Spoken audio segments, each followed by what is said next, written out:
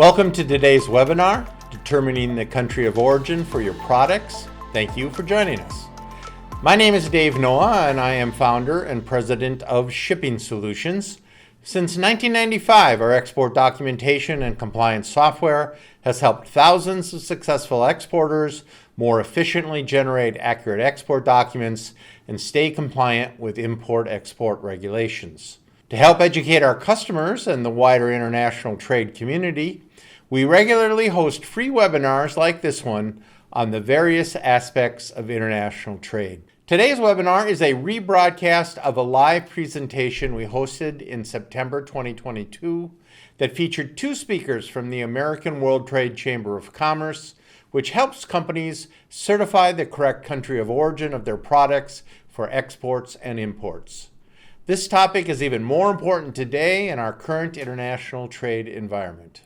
Our speakers are Brian Smith, the Chamber's director, who has worked on document digitization with organizations around the world. He is joined by Alex Sonnefrank, the Chamber's partnership manager, who has helped with customs clearance for exporters throughout the United States, as well as in Australia, New Zealand, and South Africa. With that in mind, I'm happy we can present this webinar again.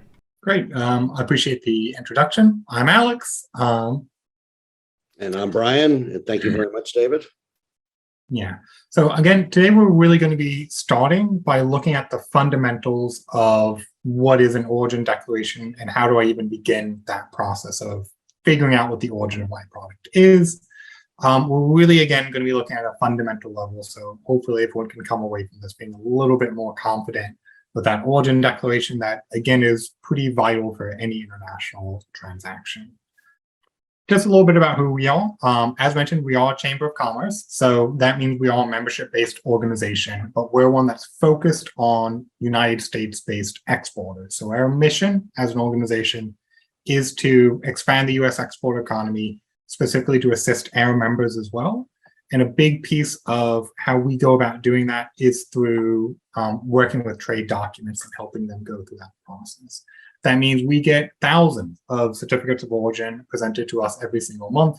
In addition to those thousands of documents, we get a lot of questions. So we can go through pretty effectively what are going to be the most common questions, mistakes, issues, errors, and hopefully today relay some of that back to you to make your process a little bit easier and really help you get the ball rolling there.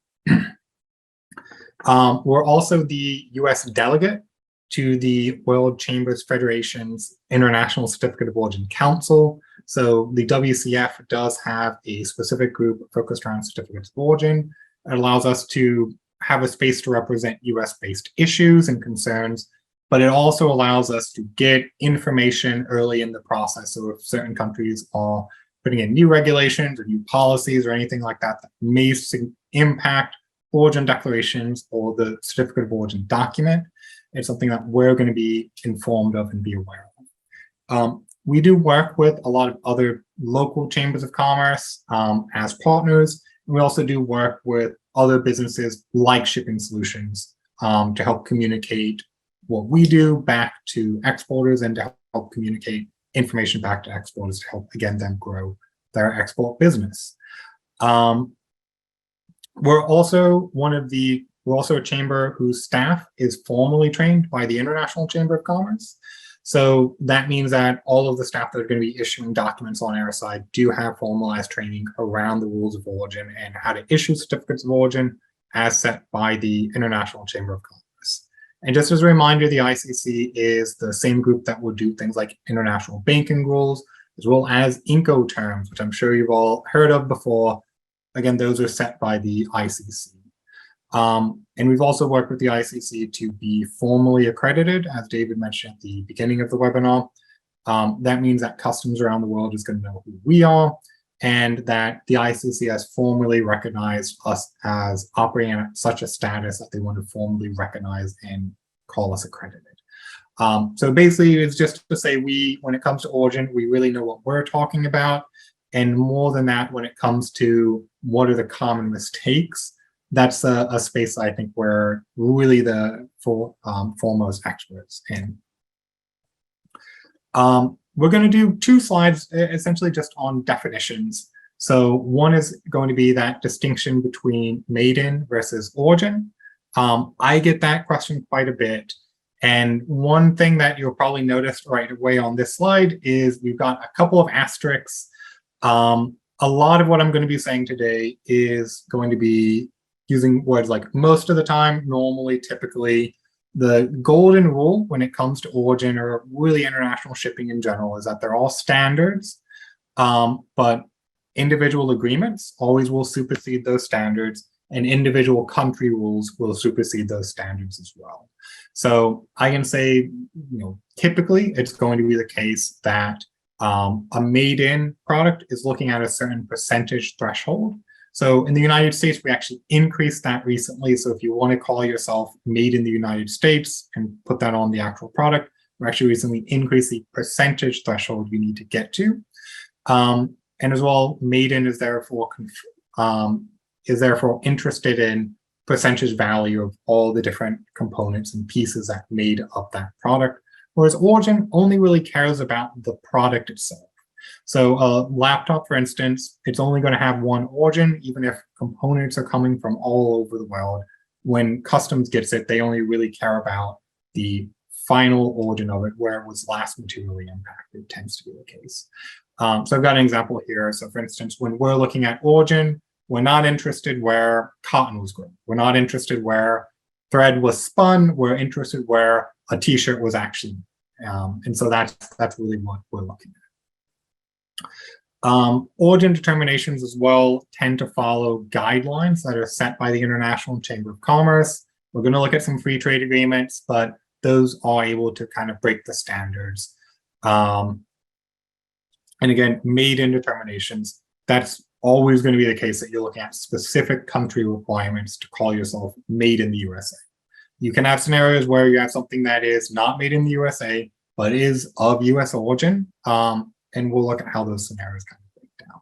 We also have 2 more definitions we want to tackle, which is free trade agreements as well as what origin declarations mean. I have gotten this question twice today already. I don't typically talk to exporters constantly. I'm less on the documentation side, but already I'm about halfway through my day and I've gotten 2 questions from companies saying, I'm shipping out of such and such state, so that's the origin, right? The origin is going to be based on the quality of the product. So if I take this product and I give it to someone else, the origin didn't change, unless they, of course, impact the product.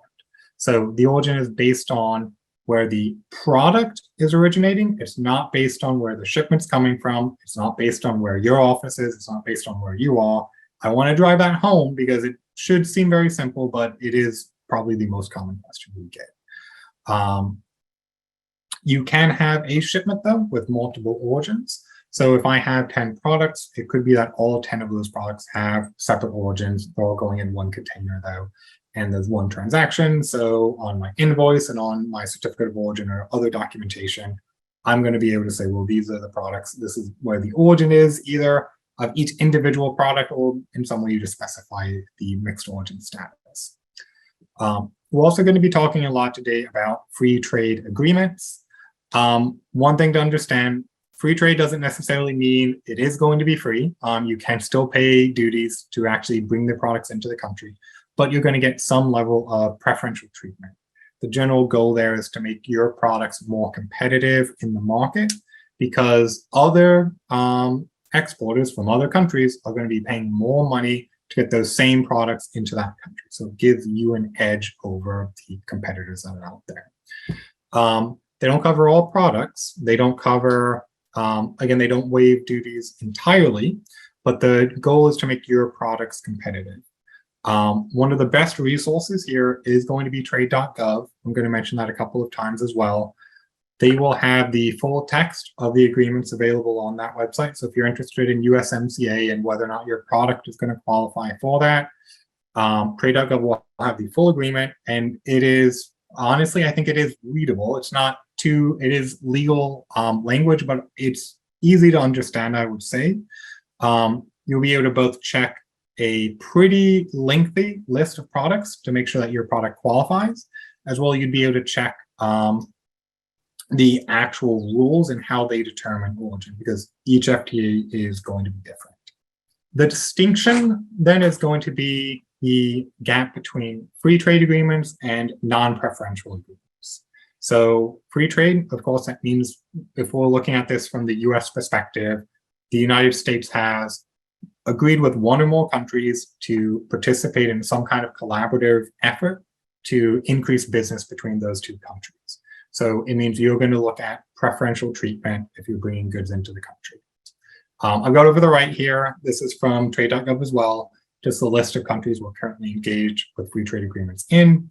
You'll need to make sure that your product qualifies. Otherwise, again, you might be looking at shipping as a non-preferential shipment.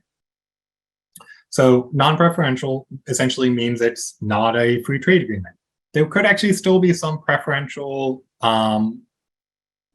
items put to it.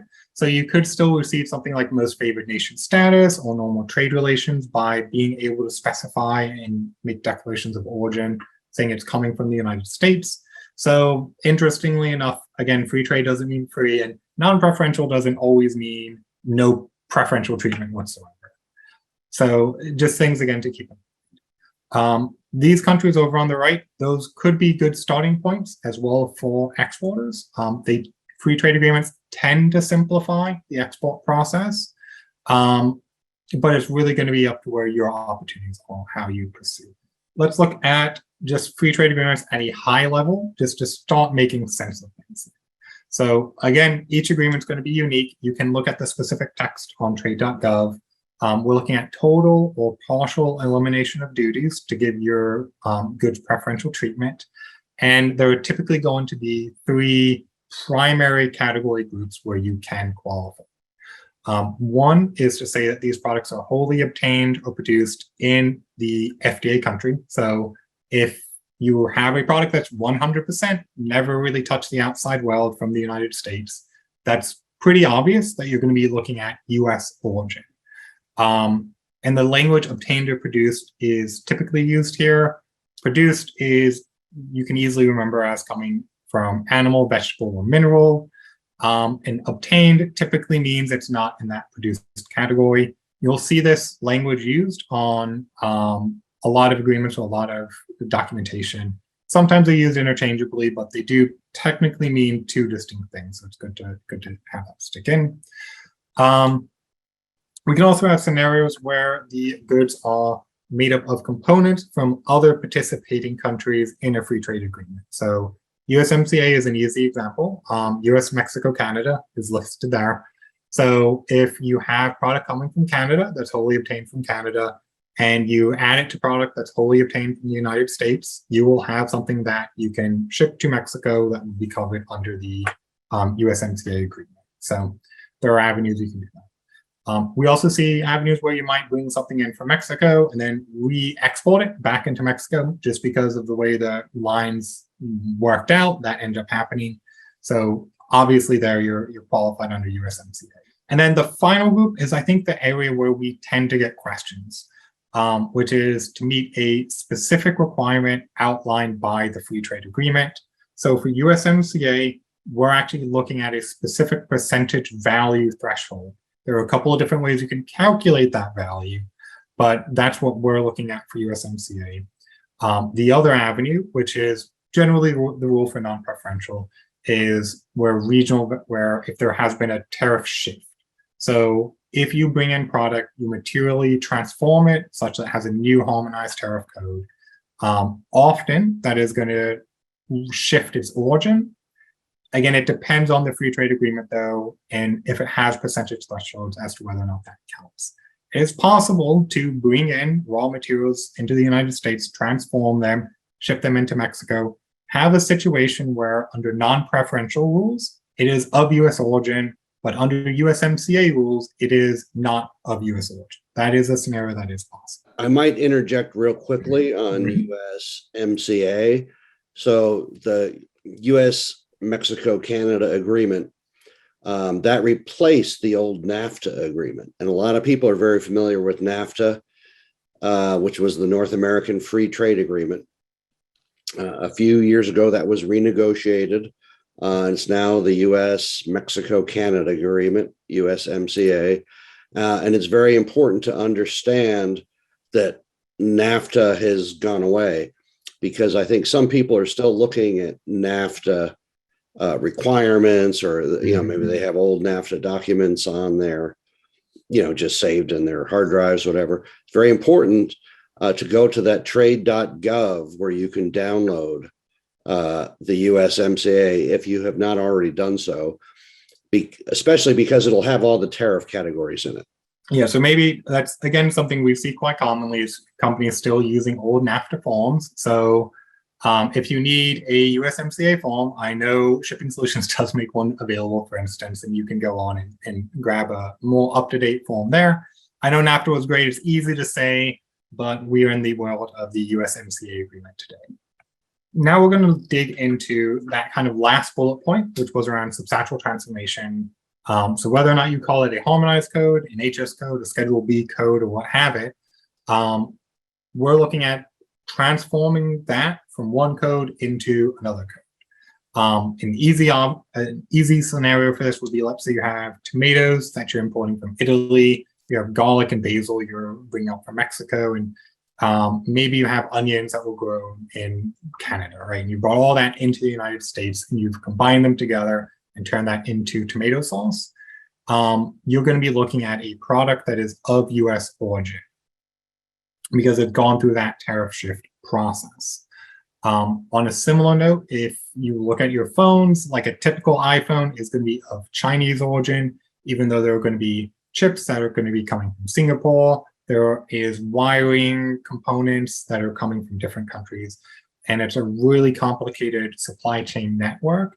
But at the end of the day, your phone is your phone regardless. And if you take an individual piece out, that piece isn't your phone. The structure together is a phone. And that's going to be what we call a tariff shift process, because everything came together to make one final product.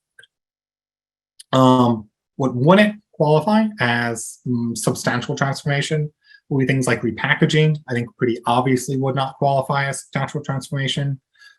Specifically dilution with water. So if we take that tomato sauce from earlier and we water it down, we're not going to be looking at a new product, even though we've transformed it. It's just not considered substantial enough to qualify.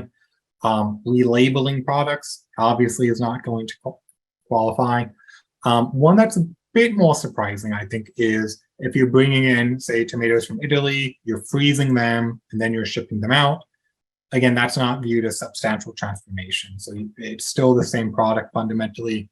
You're not going to be qualified as a tariff code shift. And a useful example as well is, I think, if you have, say, an iPhone that you've shipped in from China, you've added a phone case that's made in the United States. That product is not going to be recognized as something that's substantially transformed. And in actuality, if you were shipping a box of 100 phones that you've added phone cases to, it's likely you need to detail on a certificate of origin the phones and the phone cases separately, because essentially the way customs is going to view it is those are two distinct products. You can remove the phone case from the phone, and the phone still operates as you'd expect and still qualifies as. And then we have a kind of more of a mixed bag with assembly and disassembly. There are going to be specific situations. If you do have an interesting scenario, or even one that's coming to mind right now, we're happy to have those conversations. I don't believe a webinar here is the right place to have those conversations. So we'll have some information methods for you to try and get in contact with us at the end of the session. But occasionally, I'd say often it is the case if you're assembling a product that is going to shift the origin. And we do see scenarios as well where you might bring in a product, disassemble it for easier packaging, and re-export it. And that's going to be potentially qualifying for substantial transformation. It gets a little bit more ambiguous. In some cases, there is a little bit of an art in determining what the origin of your product is, but just know you better hope you're going to agree with the customs agent that's actually reviewing your documentation, because you can get in a lot of trouble for misrepresenting the origin of your products. Just some more on free trade agreement. declarations. So we're going to look at some things that are commonly the case that I do hear from exporters thinking that they're rules as opposed to just commonly the situation. So the certificate of origin, if one is required, tends to be self-certifying, meaning it doesn't need to go through a chamber or any other organization to be validated. Right now, I do believe that is the case for all of the free trade agreements we have open. That's recent. So Israel did have additional requirements previously that they've since lessened. And it's also tends not to be the rule internationally. So the China-Australia Free Trade Agreement, for instance, does require chamber processing. And so as we're opening new free trade agreements, we're in talk with England, we're in talks with a lot of countries. It may be the case that additional processing is required, even if you've not experienced it before when working with a country with a free trade agreement. The certificate of origin form tends not to have a dedicated template as well. So there's not, say, a dedicated structure for USMCA that you must fit. There is information that you do have to communicate. So using pre-made templates is useful. And it also will help your documentation look more professional. That's a big piece in determining whether or not customs is going to scrutinize your documents. So I know as well with shipping solutions, again, they make certain documents available that you can collect. That's something I would recommend. If you don't have a template to work from, you should be using that just to make sure you get all the information you need and you make sure something looks correct. Moving on, a lot of the newer agreements do have specific rules around digitization as well. So USMCA, for instance, has specific language saying that both the exporter and importer need to be able to accept electronic declarations of origin. That is in the agreement. If your importer doesn't like that it's in the agreement, then that's really up to you with how you want to work with them. But just know that is in the text of the agreement, specific statements around acceptance of digitized documents, digitized declarations of origin. So just be familiar with it. Some certificates, some free trade agreements will require a full form certificate of origin, whereas others may just want a simple declaration of origin.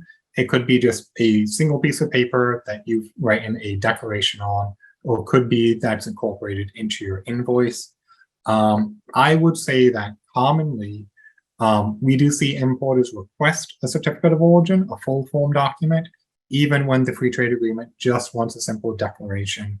And the reason for that is maybe it's just part of their process. Maybe when they're distributing the product, they want to reuse that certificate of origin, but they don't want to reuse the invoice.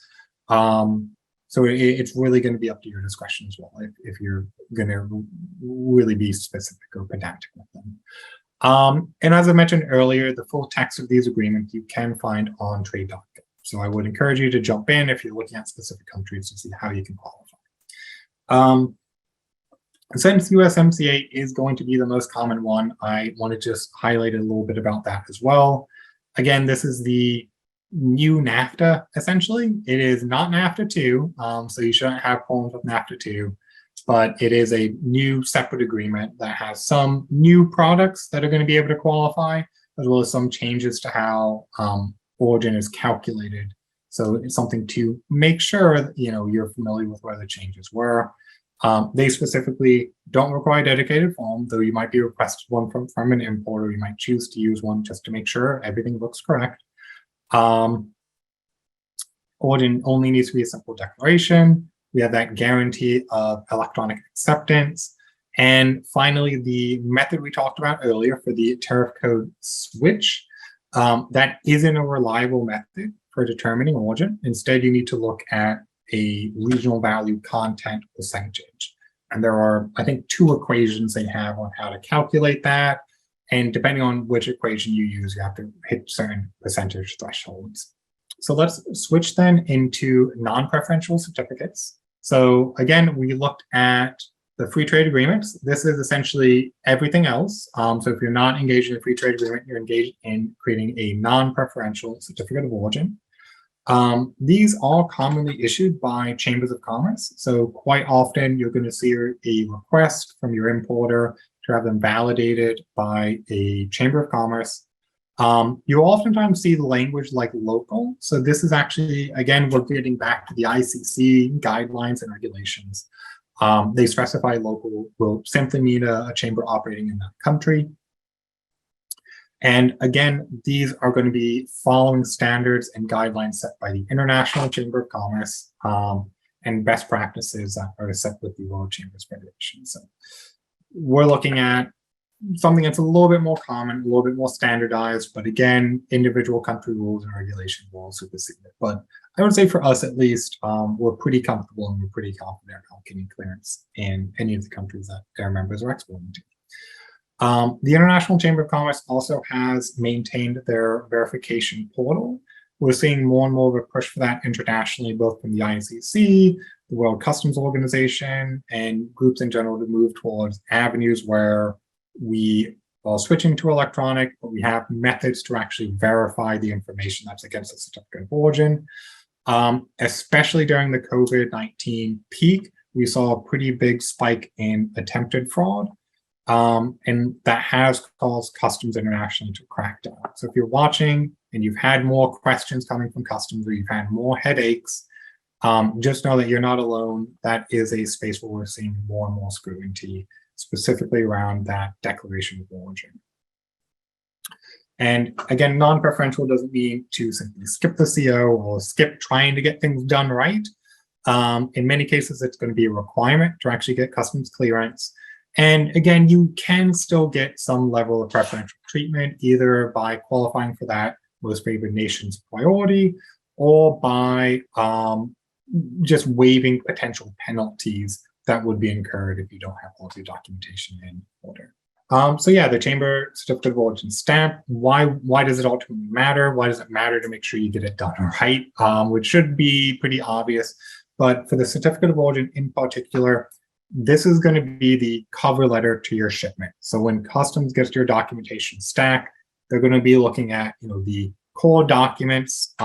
David's had his session on the 11 core documents before, but really the first one on that list that customs is going to look at is going to be the certificate of origin. So that's going to inform them of a couple of things: where the product's coming from, where the origin of the product is. But above that, it's going to inform them whether or not you as an exporter know what you're doing.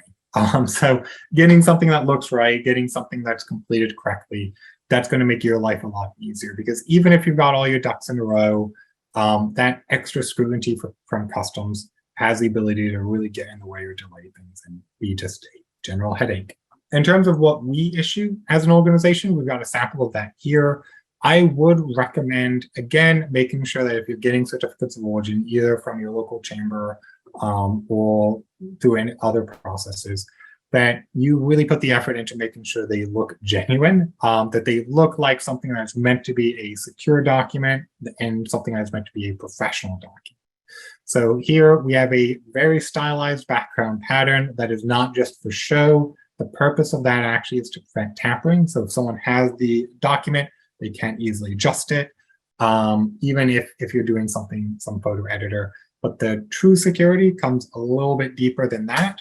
So first and foremost, we do issue unique certificate numbers for each of the documents that we're issuing. So you can see that up there, that AW dash. If you go to the International Chamber of Commerce verification page, you will be presented with an option to put in that specific number that we've issued it with, and just verify that, yes, this did genuinely come from the American World Trade Chamber of Commerce. They did review it, they did issue it. We've also got QR codes put against them. Those can be scanned on that same certificates.iccwbo.org address. And you'll also be able to get some basic information as well if you scan the QR code directly yourself. So again, that's a space where we've really put a lot of effort in not just digitizing, but securing.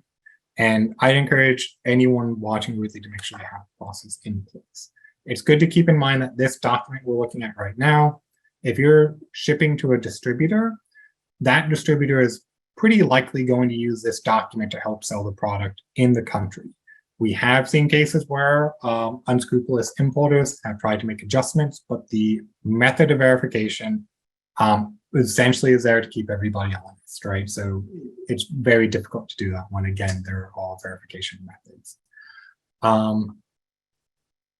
Moving on, in terms of non-preferential countries, I just want to touch on some of the trends we're seeing. There is a pretty big push towards moving towards digitization, so digital signatures, digital stamps put against documents. But again, with that digitization comes a need for verification as well. So just be mindful of that. We're seeing in India, there is a big, clear push for adding QR codes to documents. There is just a general push in India to use QR codes as methods to validate professional or legal documents. And so even on certificates of origin, because again, that's the cover letter of your shipment, that's the first thing they're looking at. They want to be able to scan a code and get some basic information about the documents just to make sure it hasn't been altered. We're seeing Qatar really push for that verification method. So we know Qatar enjoys accepting electronically signed documents, but there is a clear push to say we want verification in order to make that acceptance. As well, we are seeing, and this probably is in the past 2 weeks that it's really spiked up, although it's been a trend in general, is pretty big increases in scrutiny coming from Chinese customs. We knew previously they wanted to accept certificates of origin that were lacking a harmonized tariff code, that they would go through extra pain or extra work to scrutinize the documents. But they're just adding new policies, new guidelines, and new barriers, essentially just to make it harder to bring goods in. Again, we're on the front line. We do thousands of these every month, so we're going to be able to essentially help communicate out where we see these challenges, where we see these barriers. Even just in this past week, they put on some interesting rules around getting documents legalized, requiring like legal ID to be shipped along with the documentation. So definitely something you may need to be mindful of or aware of. And then finally, we're seeing both the International Chamber of Commerce and the World Customs Organization push for standardization and push for digitization. We've gotten clear messaging as well from the last G7 summit that there is a demand to remove any kind of barriers to moving trade to digital platforms. So that's kind of one category of what we're looking at. The other category is going to be on the more unfortunate side, which is we are seeing more and more origin fraud. So companies attempting to misrepresent the origin of products. That is likely why we're seeing more scrutiny, but a lot of that was powered just by the fact that a lot of supply chains were shifted up and scrambled during the COVID-19 pandemic. Again, something to be aware of that you are going to be looking at potentially more scrutiny, so there's more and more reason to make sure you get it done right. I've talked about digitization quite a bit, both for free trade agreements and for non-preferential agreements. That's where the clear trend is. In some cases, the United States is putting effort into formalizing that language in free trade agreements, but globally, that has just become the case that has standardized. So China, for instance, we touched on them earlier, but they actually follow the same International Chamber of Commerce guidelines, and their issuers are also accredited by the ICC. And they do about 4 million certificates of origin every year. And of those, 100% of them, all of them, are issued electronically. It's the only way you can get one issued in China. So you can imagine a lot of countries do get stuff from China. A lot of customs offices are going to be familiar with what digital documentation looks like. And I would say that today, if you're doing things the old-fashioned way, if you're doing things manually, you're going to maybe stand out more than you would otherwise expect. Even in Europe and Asia Pacific, digital platforms for getting documentation completed have been common for over a decade at this point. Here with the American World Trade Chamber of Commerce, we take a ballpark guess that we're maybe up to about 10% digitization here. But obviously, us pushing and us helping move exporters to a digital platform, we think is going to help ensure that U.S. exporters stay competitive, as employers and customs alike are kind of expecting to work in a digital environment, or even if printed documents are common, to work with documents that are printed locally and presented to customs. And then I just want to have kind of like a closing thought and topic because I know we've talked over some common questions, but I think really the biggest pain point or biggest challenge or question we get is around understanding that in some cases the importer might specify this is what we want you to do, and they're asking it because it's what they want versus it's what customs is going to require. So it's good to keep yourself informed, because again, your importer may have you jump through hoops that are more excessive than are needed. And it's really going to be up to you to kind of balance between this is what the importer would like me to do versus this is what customs is going to require. And we see a lot of misconceptions. We see a lot of potential unwanted concerns popping up as well, where someone's shipping to China, they get given a certificate of origin template. The template's all in Chinese, and they think they need to figure out what it all says and how to use it to actually get goods into the country. The reality is that's just probably a sample they had on hand, and that was presented over to you. So just know, again, the importer isn't necessarily the arbiter of what is 100% true and required by customs. Be familiar with what's going to be needed, just so you're not basically running through more work than you need. We also do have a lot of questions, hey, I'm using X works as Incoterms, or I'm in an agreement where they're supposed to be doing all of the work. I don't know why they're asking me for these documents. It's really up to you. Again, it's that balancing act of how much help do you want to provide, how much do you want to actually do for your importer to make their process easier, to just guarantee that they keep giving you business, right? So it's really up to you to kind of balance between those things. And as well, we even see some scenarios where we've gotten this pretty often for Costa Rica recently, where importers are requesting stamps on documentation when they're shipping to a free trade agreement country. So if you're shipping somewhere where there is an FTA, and typically you don't need the chamber stamp, but it could be they're planning to re-export it. It could be they're planning to work it in some way and re-export it. And they want to go through their chamber and they want to be able to present a certificate of origin validated by a US chamber and want to get their product validated by their local chamber. That is something we see. So just be aware it's not bizarre to see those requests. There can be more unique or complicated scenarios. And it's, again, really up to you to balance how much do you want to provide for your importer in order to guarantee their business versus how much you're going to try and negotiate to bring that workload down. And with that, I think we're going to be opening up for questions. If you're all interested in moving to a digital platform, again, we do partner with Shipping Solutions, so you actually can register directly with them. We got the link up there on the board. And if you come up with questions afterwards, or again, you have a specific origin question about your specific product, we can take those questions into separate conversations and really clear that up. And with that, I think we already have a lot of questions. We do. Thank you, Alex. Very good presentation. Really appreciate that. Yeah, and I can see them here, so can I just try and run through some of them? Sure, that'd be great.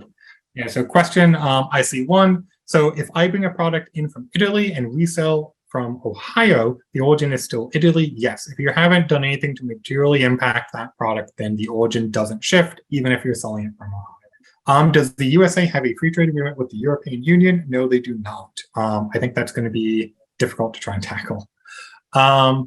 Let's see, we received raw material from, these are moving a little bit quick. Raw material from the US, from customer in the US, send them to China, the manufacturer, and receive the finished product back in the United States. We then export these customized products back to the customer all across the globe as a product, country of origin, China or the US. Probably it is China. Again, we need to kind of bring those conversations outside, but based on what you've communicated there, I would expect it's China. Again, it's difficult to know just from a simple question though. Can a product have two different origins depending on where you're shipping to? Example, COO, US into Canada, but COO, CN into Europe. I'd say you're looking at a really edge case scenario where you have the material percentage threshold to qualify for USMCA, but it was last materially impacted in China. There's like edge case scenarios like that.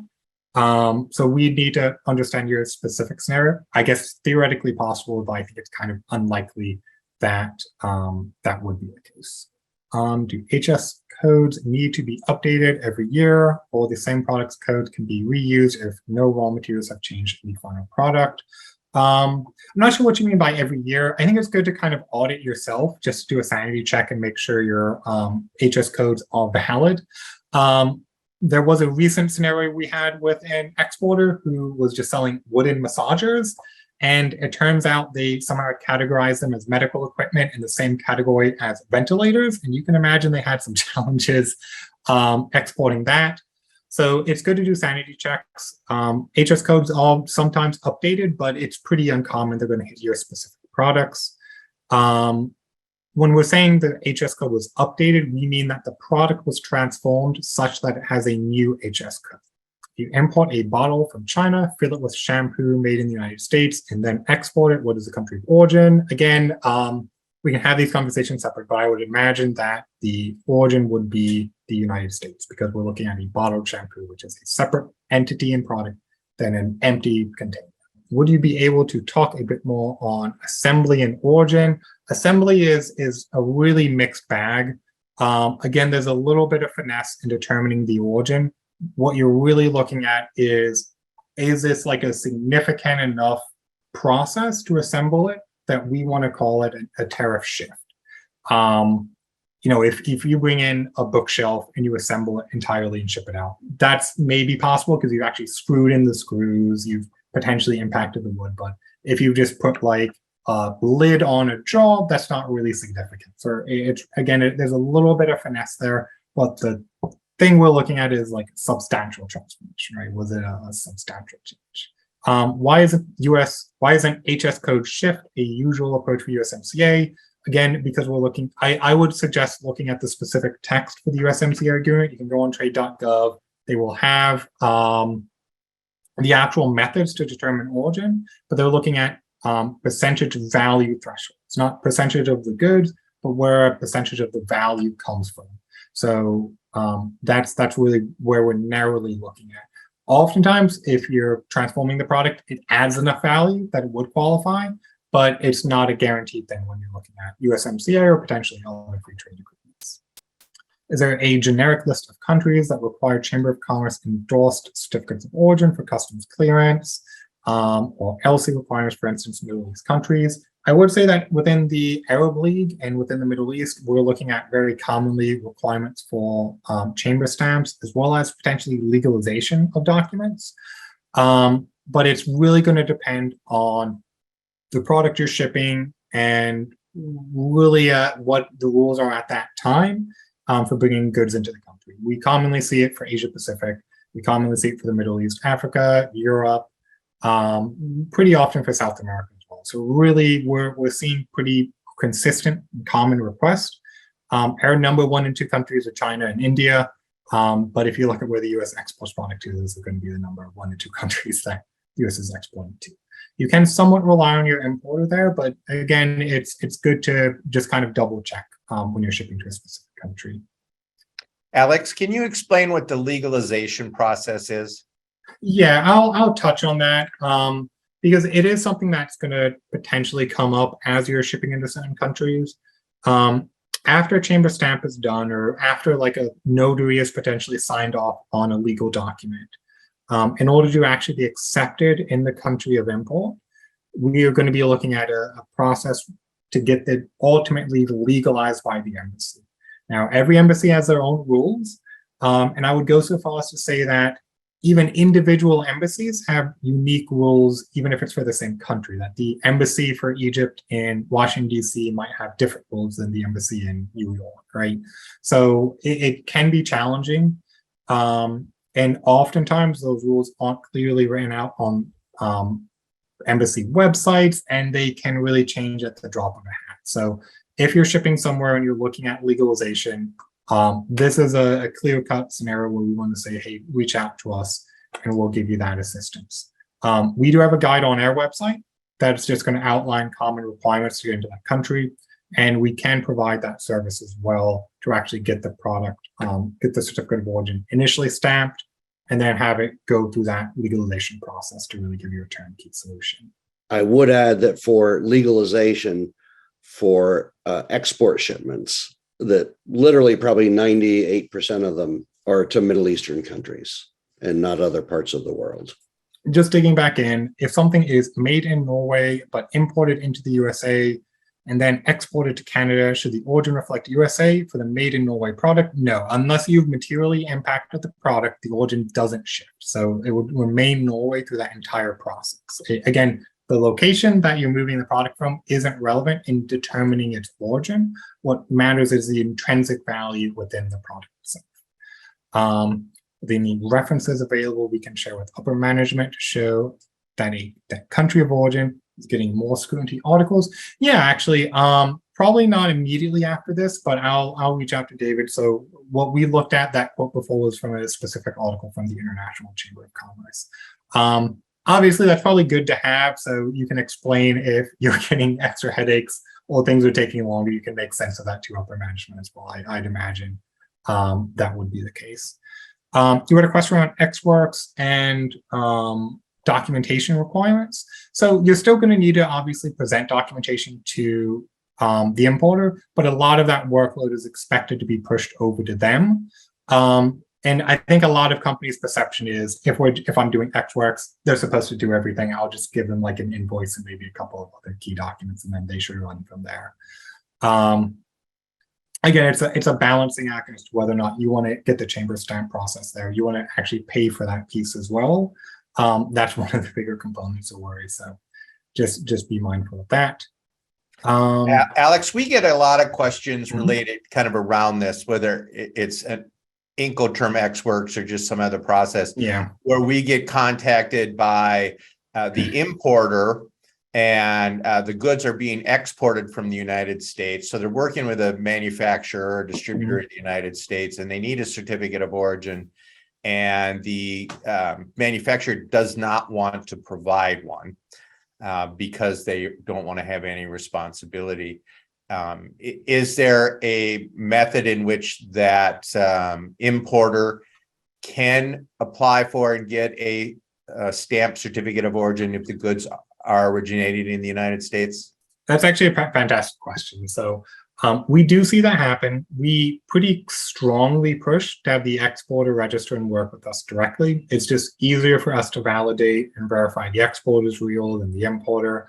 And oftentimes it's just easier for the exporter to go through that process. Sometimes there can be language barriers as well. But we do ultimately allow importers to register and go through that documentation process. But we pretty strongly push for the exporter to do it.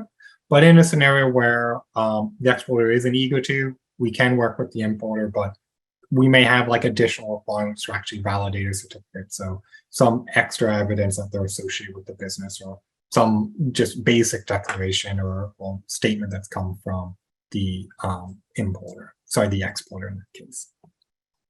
Yeah, and to reiterate Alex's earlier point too, it comes down to, it's sort of a customer service issue. Do you want to, technically, legally under an X-Works, you don't need to provide that kind of documentation. Do you want to do it just to be helpful to the importer? Most of the times where we see importers obtaining certificates of origin is when they're like a buying agent. And they're buying from a bunch of companies in the US, and and they have a process. They tend to be bigger companies. We can vet. So it's more common there.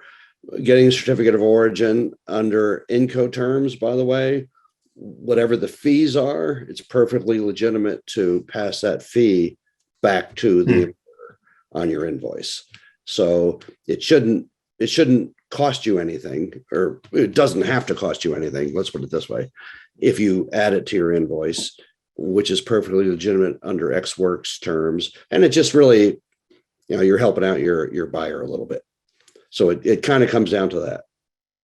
Yeah, I'm just looking at a couple more of the questions. So there are a couple of questions around determining if a product's made in America.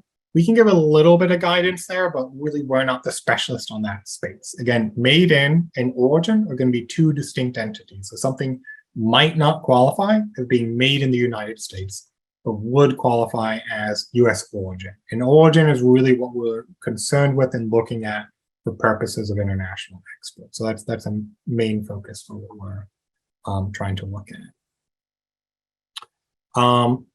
again, so a couple of specific ones. To meet USMCA, do all of the components and materials need to be from USA, Mexico, and Canada only? Not necessarily.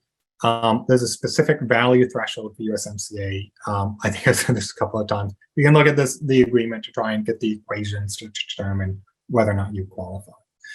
Is there a free trade agreement with China? No, and I can probably say with confidence we likely won't have one too soon. So don't wait around for that. We have a couple of other questions I think around assembly, disassembly.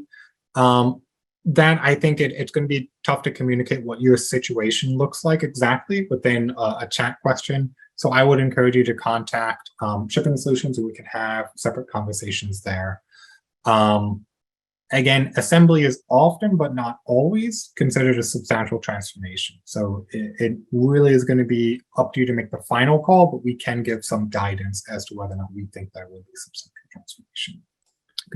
I see a very interesting question about mixed nuts from multiple countries where they're only packed in the USA, but the nut, we're talked earlier about single origin, but that single origin of a product. So if you have a can of nuts and 5 nuts and they're from 5 different countries, each nut is considered a different product.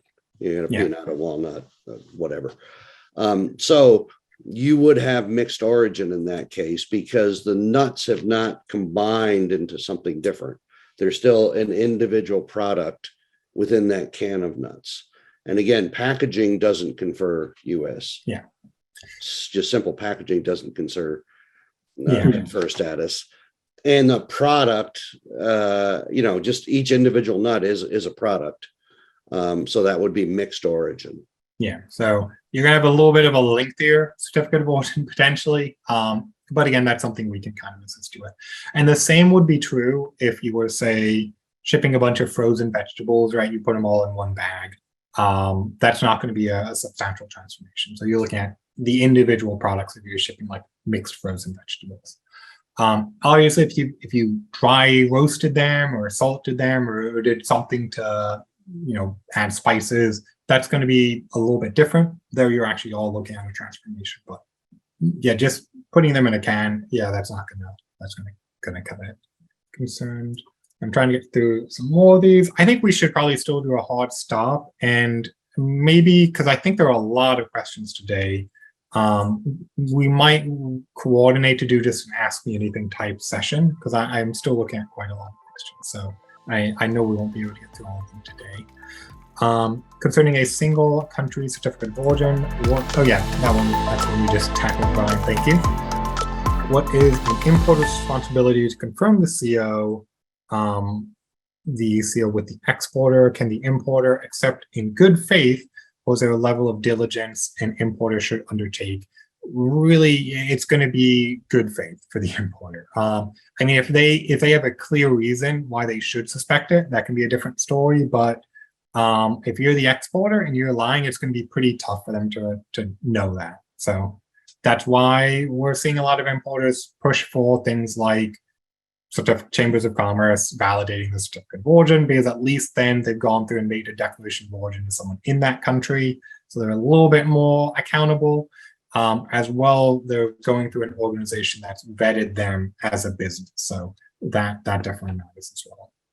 All right, Abs, I'm going to ask the final question. We're reaching the top of the hour. I appreciate it. And my mind just went blank, and I'm trying to remember the question I was going to ask you. The process. How do you, as a chamber, validate that the goods do actually originate in the United States? So what we're doing is twofold. So one, we're validating that a declaration of origin was made, and importantly, that was made to a US-based entity. So that means that there is going to be accountability to that business if they lied, right? And so there was an earlier question about avenues for the importer if there's misinformation. It's good for them because they know there's more accountability if they're making a legal declaration of origin to an entity within the United States. So that's one avenue. We would look at supporting documentation as well. We wouldn't go out and inspect a facility, for instance, but we do look at supporting documentation that's going to back up that claim of origin. And finally, and I think potentially most importantly, when you initially register with us, we do a lot of work to actually vet and verify that the company seems genuine.